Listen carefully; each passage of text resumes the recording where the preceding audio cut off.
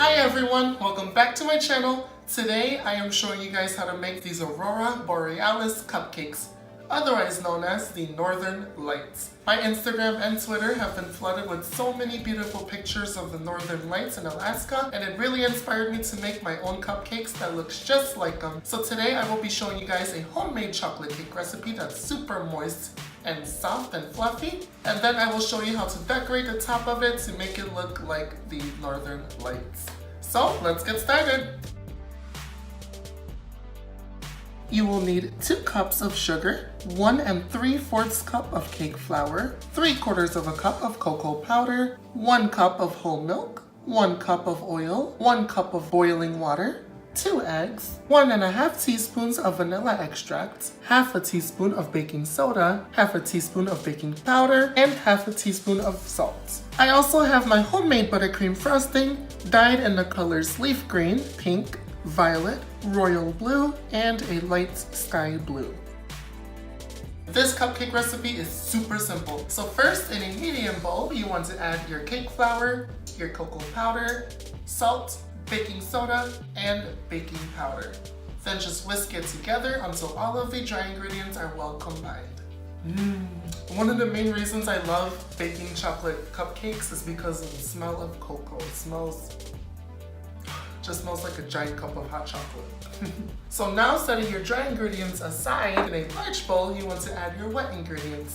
So you will add your milk, your oil, your 2 eggs, and your vanilla extract. Once all of those ingredients are mixed together, then you can slowly add your 1 cup of boiling water and whisk. Silly Gino forgot to add the sugar into the dry mixture earlier, so just add your sugar into your dry mixture, whisk it up, then you can add your dry mixture into your wet mixture and mix it up until it's nicely combined. Now that our cake batter is all finished, it is time to fill our cupcake cavities with our cupcake liners, and it will fill each cupcake cavity 2/3 of the way full. Our cupcakes are all finished, so now we're going to place these into a preheated 350-degree oven, and these are going to bake for about 18 minutes. So I just took the cupcakes out of the oven, I'm letting them cool, and meanwhile we can start preparing our frosting. I went ahead and made my homemade frosting, and I will leave the recipe and the video link down below so you guys can check it out and make some for yourselves. But today I prepared our frosting and dyed it 5 different colors. I dyed it a violet, a pink, a green, a sky blue, and a royal blue. Then I placed each of those frosting into disposable piping bags and cut off the tips. Then I got a large piping bag, that's a 16-inch disposable piping bag, and placed a big star tip at the end. Then I pushed it back out a little bit, cut the tip, then pushed the tip back through. Then I went ahead and placed all 5 of my frosting bags inside of the large disposable piping bag, and now it is ready to go. This bag of frosting is massive. We fit all 5 of our frostings in here, and now that our cupcakes are cooled, it is time to frost. So all you want to do is apply an equal amount of pressure.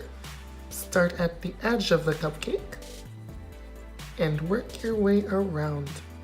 And you can slowly start to see all of the colors popping up. So once again, start at the edge, make your way around the cupcake, and finish at the center.